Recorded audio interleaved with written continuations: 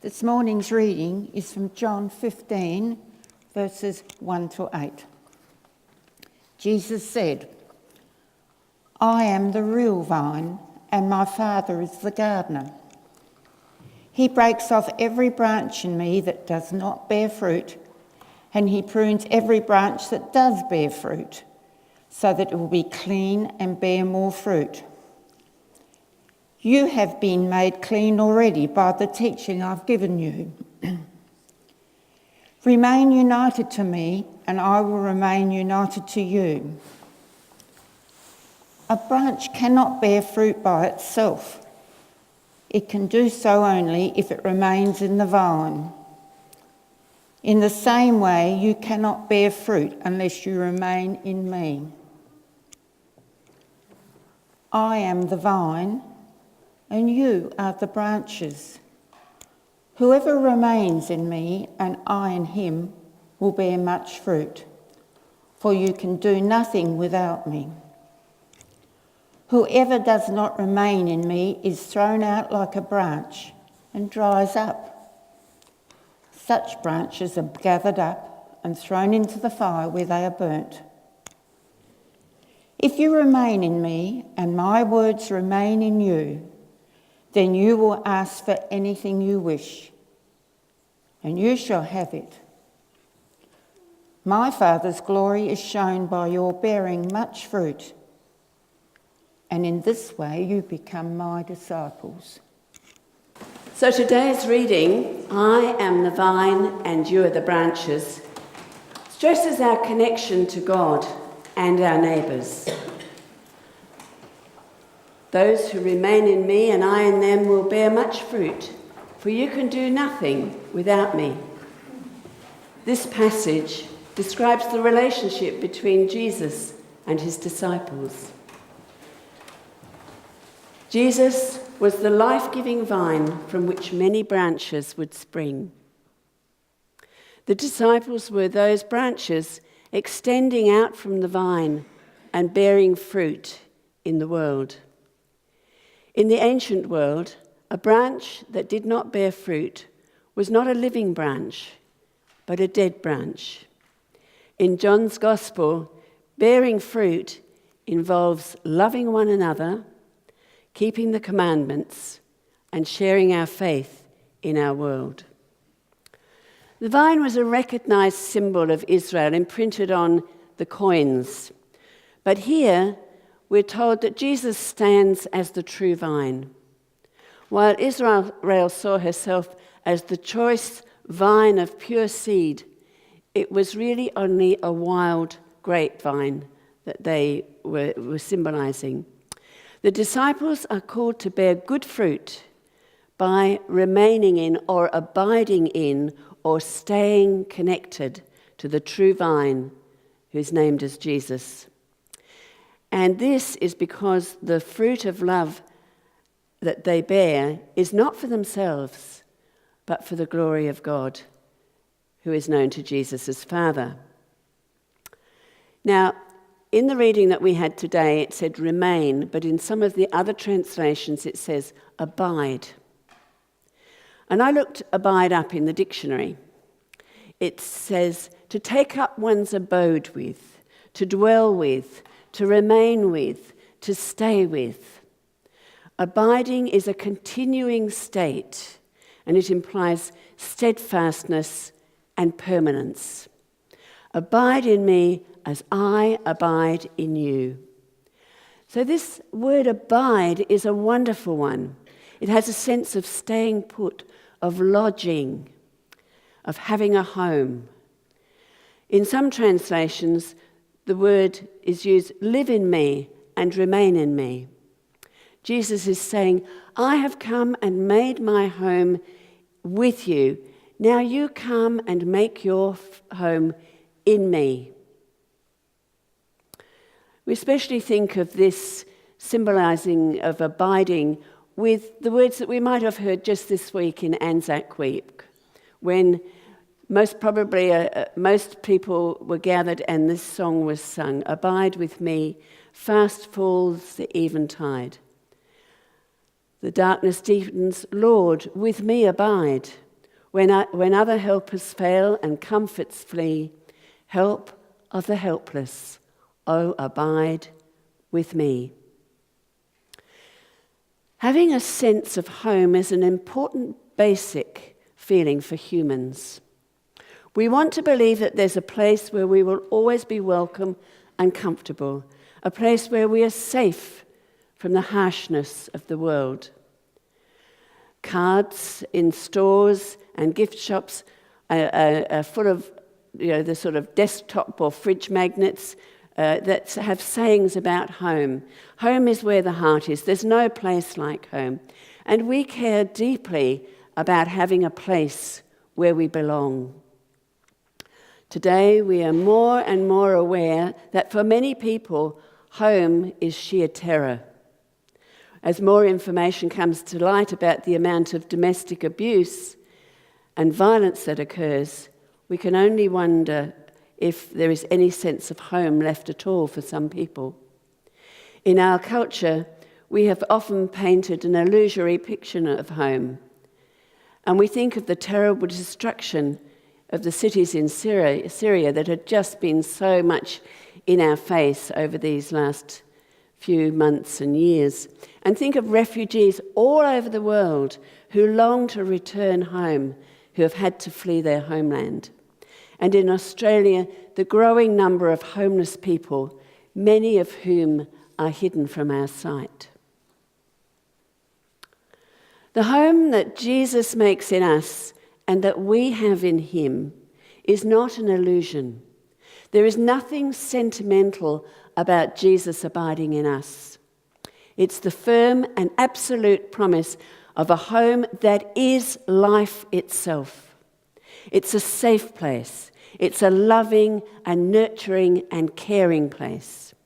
It's a place where we can grow and be productive. It's full of sisters and brothers. It is what a real home should be. Jesus makes a home among us when we are helpless, vulnerable, frightened, and fragile. From this home that Jesus makes in us, we can then begin to deal with the terrors that we may face. And we can even take those terrors in ourselves, take on those terrors in ourselves and in our memories, or the hurts, all of those things, if we are in this place where Jesus has made a home in us. The last verse of that hymn conjures up this feeling. I fear no evil, with you at hand to bless. Ills have no weight, and tears no bitterness. Where is death's sting? Where grave, O victory? I triumph still if you abide in me. Jesus says, stay put in me as I stay put in you. We are living in God's home. But although the word abide gives us a picture of our home in God, the image that Jesus gives us in this text is not one of houses and buildings. It's a living, growing, intertwined grapevine. I am the vine and you are the branches, says Jesus. Those who abide in me and I in them bear much fruit, because apart from me, you are nothing. It's a wonderful word picture. Jesus, the rootstock, the trunk of the vine, firmly planted in God's love and nourished by God's Spirit. This rootstock of the vine sustaining and nurturing all the diverse branches, convoluted, going off in all directions. To be at home in Jesus is to be part of the organic process where the life given is fruitful beyond our imagining. Jesus in this story it's clear that he is the life-giving vine. And in order to be part of the life, be attached. And what a connection it is. Your branch can grow as it wishes, as long as it is attached to the vine. So the invitation is to take some chances. Stretch yourselves out across the trellis and see how far you can grow. This is all part of the life in Jesus, attached to the vine, growing in grace, bearing fruit, and for the healing of the earth. Jesus identifies himself as the vine. But a vine cannot exist by itself. So here we see the interrelationship and the interdependence between the vine, the branches, and the vine dresser, or the gardener.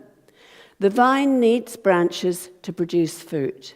Moreover, the vine needs the vine dresser, which is God the Father, to fertilize the ground and to prune and remove dead branches. And all work together to produce the fruit, which is the ultimate objective. Now, we've all of us probably seen tickets on merchandise that says, "Not good if detached," or perhaps, "Do not use if seal is broken." Jesus said the same about a person and himself. Not good if detached. Anyone who is detached from the vine in this story is in trouble. The writer of John's Gospel says, union with Christ is a must for life and fruitfulness. But what about the pruning? The vine dresser prunes the vine. And this doesn't mean that the branch is completely detached or lost. No, it's not that. Rather, the branch is cut back because it has grown too wild and isn't good for producing fruit. How many of you have recognized times when God is pruning you? It's painful, but it's a process necessary to produce fruit. A young vine is not allowed to produce fruit for the first 3 years. Each year it's cut back drastically and so that it can serve its energy and life. But when the vine matures, it bears 2 kinds of branches, and those that bear fruit and those that don't. Now, I watched a video this week, I think it was on Friday. I went through all the videos about vine, pruning and stuff to see if there was something which might be suitable to go up on the screen. And they were all too long and, too commercial. But I did watch one where he showed that how you cut back the vine at the beginning, and at the winter, you cut it back to the particular point, the particular nodes that have already produced fruit. And then from there, there's a little spur, and that will produce the next branch. And when that branch gets going, it produces 2 branches. And on the lower branch, generally, there's the fruit coming. And then the other branch grows with leaves on top, doesn't produce any fruit. And it's that one that's cut back. It's not cutting off the branch it's all the same branch, but the bits that don't produce fruit are cut off. So that, was a really fascinating thing for me to watch. So those branches that don't bear fruit are actually cut back so that they don't drain the plant's strength. And sometimes drastic pruning is needed in our lives, but the person remains attached, is still abiding in Christ. So consider the facts. To be detached from Christ is not good. For one thing, the branch withers. Now, I'm sure when this was put out, yesterday it was beautiful, and it's overnight, it's already withered. We can see that, a very good example. And it dies, and the branch doesn't bear fruit. Jesus says, whoever does not remain in me does not produce fruit. It's an indispensable, absolute necessity for one to be in the vine to accomplish anything. Jesus says that apart from him, we can do nothing. A branch broken off the vine is separated from life and sustenance. And so the analogy here is that the broken off branch is a person that's unrelated to Christ. That person withers and dies. And the word fruit is repeated so many times. It's the key word because the vine and the branches don't just exist for the sake of existing. There is a purpose to yield fruit. The vine needs the branches, and the branches must be one with the vine. Only when they're together does the fruit result. And what is this fruit? As individuals and as a church, we need to heed today's teaching because of the implication. When the community outside this place looks at us, do they see the fruits of our relationship with God through Christ the vine? What marks us out? If we can't see much fruitfulness, then we need to ask, what needs to be pruned back? Are there activities which we've been engaged in for years that don't really produce much? Are we always busy but not fruitful? And what is this fruit? The fruit is what the vine offers through the branches. It's the fruit of love, of truth, and goodness. And in Galatians we hear about the fruit of the Spirit. But the Spirit produces love, joy, peace, patience, kindness, goodness, faithfulness, humility, and self-control. When this fruit of a Christian appears, God is glorified and the world sees what faith in Jesus Christ is all about. So in summary, to be detached from Christ is bad news because we wither and die in our Christian faith and bear no fruit. But to be attached to Christ is good because you bear fruit and glorify God. And the benefits are enormous. We have life. And we have life in abundance. And that joy is joy and satisfaction of just being alive. As Christians, there is nothing more satisfying than producing fruit. Why? Because in the fruit are the seeds. The seeds we sow, only God knows. We give glory to God, but that all about the seeds is another sermon.